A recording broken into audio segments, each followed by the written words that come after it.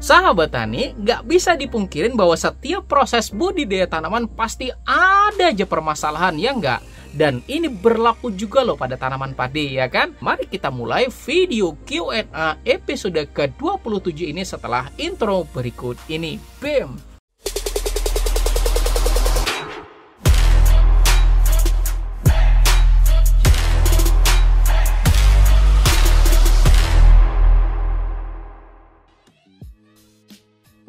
Dan sebelum mulai, klik dulu ya tombol jempolnya dan mudah-mudahan videonya bisa bermanfaat buat kita semua. Amin. Dan mari kita mulai dengan pertanyaan yang pertama. Beberapa tahun ini di kampung saya banyak yang gagal panen akibat padi kerdil dan menguning. Kira-kira penyebabnya kenapa ya Pak? Untuk lahan sudah beberapa tahun ini selalu terendam air, tidak pernah kering. Oke, lahan yang selalu terendam gitu ya sahabat tani, nggak kering-kering ya nggak? Sama kayak di desa tempat tinggal ibu saya gitu ya sahabat tani, lahannya rawa lebak dan selalu aja terendam pada saat musim hujan. Nah, soal tanaman kerdil dan juga menguning gitu ya sahabat tani, itu besar kemungkinan karena faktor pH tanahnya yang drop. Dan ini berlaku bukan cuma buat tanaman padi aja, tapi hampir semua jenis tanaman gitu ya sahabat tani, yaitu kerdil itu yang pertama sekali perlu kita lakukan pengecekan itu adalah pH tanah.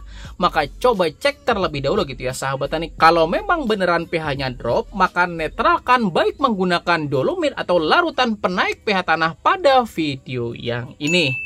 Dan cara ngecek pH tanah pada tanah yang tergenang, maka sekop dulu ya sahabat tani tanahnya ukuran 15 x 15 x 15 dan kemudian bawa ke tempat kering gitu kan. Nanti kalau sudah sampai dan juga kering gitu ya sahabat tani, maka baru kita lakukan penusukan pH meter pada tanah sampel tersebut gitu ya sahabat tani, oke? Kemudian kita lanjut pada pertanyaan yang kedua.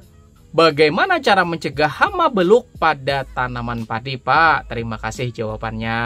Oke, pertanyaan ini ya sahabat tani, sekalian aja beluk sama sundup-sundupnya gitu ya sahabat tani, ya kan? Nah, itu penggerek batang padi ya nggak sahabat tani? Siapa di sini yang pernah ngelihat habis panen padi, jeraminya dibiarin gitu aja sahabat tani di lahan? Ada?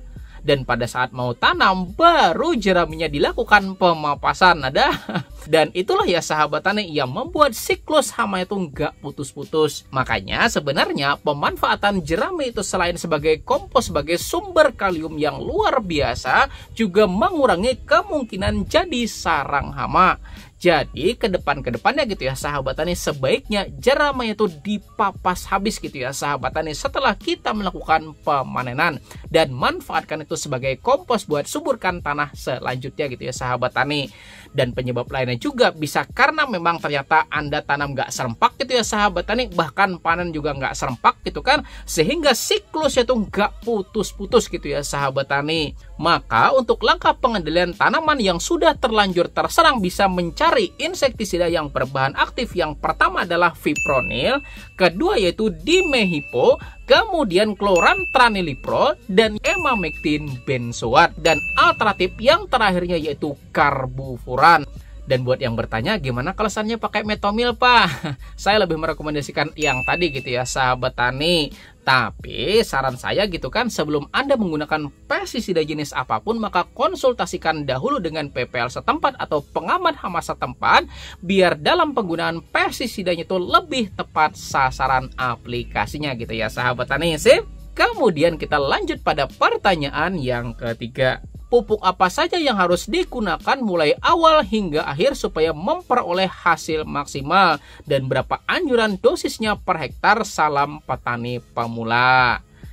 Oke, soal pupuk gitu ya sahabat tani, rekomendasi pupuk apa aja dan berapa sih kira-kira dosisnya itu beda-beda gitu ya sahabat tani. Daerah sini juga pasti berbeda dengan daerah sana gitu kan. Maka saran saya temuin PPL setempat gitu ya sahabat tani, kemudian tanyakan pupuk apa sih kira-kira yang direkomendasikan dan dosisnya berapa sih kira-kira yang paling tepat gitu kan. Dan buat yang belum ketemu sama PPL-nya, maka silakan ya sahabat tani datangi, karena pasti ada orangnya sahabat tani. Di tempat kumpulnya para PPL itu Balai Penyuluhan Pertanian yang pasti ada di kecamatan tempat tinggal Anda. Dan sebagai gambaran gitu ya sahabat tani, di daerah kami sini untuk rekomendasi per hektarnya untuk pupuk subsidi gitu ya sahabat tani, yaitu pupuk ureanya 100 kg per hektarnya dan NPK-nya adalah 200 kg per hektarnya. Dan ini juga masih kondisional gitu ya sahabat tani, bergantung dari tingkat kesuburan tanahnya masing-masing. Mantap. Selanjutnya pertanyaan yang keempat. Numpang tanya Pak, adakah rekomendasi pestisida biar padi nggak dimakan burung emprit? Nah, burung emprit gitu ya sahabat tani, pipit ya enggak? Soal ini ya sahabat tani, saya ingat banget postingan teman saya Abah Junaidi Sahid gitu ya sahabat tani. Jadi beliau iseng gantung burung elang mainan di lahan beliau gitu ya sahabat tani. Dan sesuai postingannya, malah burung beneran nggak berani mendekat gitu ya sahabat tani. Nah, siapa tahu Anda mau coba, silahkan gitu ya sahabat tani. Tapi untuk langkah pencegahannya juga ada gitu ya sahabat tani. Itu pertama, tanamnya harus serempak dan juga benih yang digunakan itu usia panennya juga mirip-mirip gitu ya sahabat tani, sehingga pada saat nanti masa generatif itu juga barengan gitu kan. Maka kalau sudah barengan maka bisa diatur per giliran buat ngejaga sawah gitu kan. Misal hari ini si A gilirannya, kemudian besok si B, besok si C gitu ya sahabat tani. Nah, jadi bisa gantian. Dan kalau enggak, bisa juga pakai jaring gitu ya sahabat tani, atau pakai tali yang mengkilat-kilat gitu ya sahabat tani, apa pakai kepingan CD yang digantung-gantung juga bisa gitu ya sahabat tani. Atau kalau memang Anda tahan ya sahabat tani, maka silakan semprotkan larutan rendaman jengkol gitu ya sahabat tani. Silahkan dicoba, mudah-mudahan dengan alternatif tadi burung bisa lebih terkendali lagi. Oke, kita lanjut pada pertanyaan yang kelima. Harumnas dari Kabupaten Solok Selatan Sumber hadir Pak. Tanaman padi saya dan juga tanaman padi orang lain terkena bakteri Xanthomonas Pak. Tidak di satu tempat saja, di tempat yang lain juga begitu Pak. Pusinglah kami Pak, cara mengatasinya mohon bantuannya Pak. Nah, Xanthomonas gitu ya sahabat tani, ya kan? Kresek ya enggak? Dan jawabannya itu sebenarnya udah disebutin sama si penanya. Kan disebutin bakteri ya enggak sahabat tani, maka gunakanlah namanya bakterisida. Karena banyak banget gitu ya sahabat tani kasus mengendalikan bakteri justru menggunakan fungisida. Meskipun memang ada ya sahabat tani fungisida yang memang bersifat juga antibakteri, tapi tetaplah gunakan pestisida tersebut sebagaimana mestinya. Kalau memang sasarannya fungisida gunakan buat jamur, kalau memang bakterisida gunakanlah untuk bakteri. Dan soal kresek atau hawar daun bakteri untuk bapak yang ada di Solok Selatan ini ya sahabat tani, silakan selengkapnya tonton pada video yang ini. Selanjutnya pertanyaan yang keenam. Padi banyak yang gabuk karena dihisap walang sangit. Bagaimana cara membasmi walang sangit Pak? Terima kasih. Nah, jadi saya ingat banget gitu ya sahabat tani, waktu masih tinggal di Jogja 10 tahun yang lalu gitu ya sahabat tani, dan gabung di sebuah grup Facebook namanya ICJ, Info Cegatan Jogja gitu ya sahabat tani. Ada yang gabung nggak?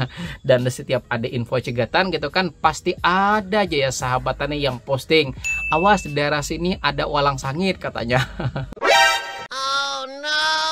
Oke, soal walang sangit gitu ya sahabat tani, cara basminya kayak gimana ya enggak? Pertama, konsultasikan terlebih dahulu pada PPL dan juga pengamat hama setempat. Apakah walang sangit itu perlu pengendalian secara kimia atau masih bisa secara organik gitu ya sahabat tani? Nah, kalau bisa secara organik maka silakan gunakan insektisida yang berbahan dari daun sirsak dan juga tembakau gitu ya sahabat tani. Dan tutorial bikinnya silakan tonton pada video yang ini. Dan kalau misalnya ternyata nggak bisa dan harus menggunakan kimia sintetis gitu ya sahabat tani, maka pertama mulailah dengan yang paling terjangkau harganya dulu gitu ya sahabat tani, yaitu berbahan aktif BPMC. Kemudian alternatif selanjutnya yaitu klorpirifos, kemudian fipronil, imidacloprid, dan alternatif yang terakhirnya yaitu karbofuran. Tapi ingat ya sahabat tani, mau pengendalian apapun sebaiknya lakukan ini tuh secara bersama-sama, karena sudah saya jelasin ya sahabat tani lengkap pada video yang ini soal wereng gitu ya sahabat tani. Saya menganjurkan petani saya mengendalikan hama wereng pakai insektisida yang murah aja ya sahabat tani. Ternyata masih bisa sangat-sangat efektif karena semua itu dilakukan secara bersama-sama. Jadi saran saya silakan ya sahabat tani koordinasikan dulu dengan PPL dan juga sesama petani gitu ya sahabat tani, dan lakukan itu bersama-sama. Mudah-mudahan pengendaliannya bisa jadi lebih hemat dan lebih tepat sasaran lagi gitu ya sahabat tani. Oke. Selanjutnya pertanyaan yang ke-7. Salam dari Bali, di daerah saya saat ini baru mau panen. Yang selalu jadi masalah di daerah saya adalah hama tikus. Bagaimana caranya mengendalikan hama tikus agar tidak menyerang tanaman padi kami? Oke, baik ya sahabat tani. Nah, mari kita lihat lagi ya sahabat tani kata ini. Apa? Selalu ya enggak, artinya sebelum-sebelumnya juga kasusnya sama gitu ya sahabat tani. Dan soal tikus ini tuh berkembang itu sangat-sangat cepat gitu ya sahabat tani, dan bahkan banyak banget kalau sekali berkembang. Sehingga kalau sudah banyak banget dan berkembang luar biasa populasinya itu bakalan sulit buat diatasin. Maka saran saya kalau memang ini selalu terjadi, maka musim yang selanjutnya lakukan pengendalian itu sebelum-sebelumnya gitu ya sahabat tani, dan lakukan itu berbarengan dengan teman-teman Anda. Dan tips dari saya, kalau memang Anda mau mengendalikan secara massal atau pakai gropiokan gitu ya sahabat tani sebelum tanam, maka jauh-jauh hari kasih tahu dulu ya sahabat tani pengamat hama di daerah Anda gitu kan. Siapa tahu nanti bisa dibantu fasilitasi bahan pengendali dari Dinas Pertanian atau dari Balai Proteksi Tanaman di daerah Anda gitu ya sahabat tani. Oke. Dan boleh juga ya sahabat tani dicoba pestisida nabati berbahan mengkudu, juga bisa buat mengusir tikus. Oke. Lanjut kita pada pertanyaan yang ke-8. Mohon maaf Pak, bagaimana cara agar padi tidak terkena potong leher? Terima kasih. Oke, potong leher gitu ya sahabat tani, atau blast leher gitu kan. Nah, jadi sepengalaman saya soal blast ini ya sahabat tani, kenanya tuh karena petani biasanya ngasih pupuk ureanya dicampur langsung sama pupuk Ponska gitu ya sahabat tani dalam sekali aplikasi, sehingga kebanyakan gitu ya sahabat tani. Kemudian yang kedua, jarak tanam yang rapat juga bisa jadi salah satu pemicu kelembapan yang tinggi gitu ya sahabat tani. Maka langkah pencegahannya itu pertama, pupuk urea itu harus disesuaikan dengan yang namanya BWD atau bagan warna daun. Jadi minta PPL-nya sahabat tani melakukan pengecekan pakai alat BWD gitu kan, karena BWD merupakan patokan kita berapa sih mesti kita tuh masukin pupuk yang ada kandungan nitrogennya pada tanaman padi kita dalam satuan hektar. Kemudian yang kedua, kembali lagi ya sahabat tani pada nomor 1 tadi, itu rutinlah melakukan pengecekan pH tanah. Kalau rendah maka silakan ya sahabat tani taburkan kapur dolomit juga bisa, atau semprotkan larutan penaik pH tanah gitu ya sahabat tani. Kemudian yang ketiga, nah bisa kasihkan namanya Jadam Microbial Solution atau PGPR Jakaba ya sahabat tani. Semprotkan membawah setiap 3 minggu sekali gitu ya sahabat tani, supaya langsung menuju pada tanah. Dan ini juga yang paling penting gitu kan, yaitu perjelas dari mana asal usul dari benihnya. Jangan sampai gitu ya sahabat tani tuh pertama benihnya tersebut ternyata nggak tahan sama blast. Kemudian kedua, jangan sampai juga ternyata indukannya sebelumnya pernah kena blast juga. Ya pasti ya sahabat tani, kalau kita tanam pasti kena blast juga. Dan untuk langkah pencegahannya secara organik, Anda bisa semprotkan namanya Jadam Sulfur ya sahabat tani sebagai proteksi padi kita dari serangan penyakit. Dan buat yang bertanya bagaimana tutorial bikinnya, maka silakan ya sahabat tani tonton pada video yang ini. Nah, jadi itu tadi ya sahabat tani video Q&A episode yang ke-27 ini, mudah-mudahan bisa bermanfaat buat kita semua. Jadi buat Anda yang belum subscribe channel ini, silahkan subscribe dulu dan juga aktifkan tombol loncengnya biar tidak ketinggalan video-video terbaru dari channel Penyuluh Pertanian Lapangan. Dan siapa tahu juga di antara Anda ada yang mau undang kami sebagai narasumber, maka silakan ya sahabat tani hubungi pada nomor di bawah ini atau pada kolom deskripsi dari video ini. Terima kasih. Dan buat Anda yang mau tambah pengetahuannya, saya punya 4 video yang saya rekomendasikan di bagian sini, dan juga sini ya sahabat tani, silahkan klik salah satunya. Terima kasih. Saya Rizali Ansar, saya akhiri dengan ucapan wassalamualaikum warahmatullahi wabarakatuh.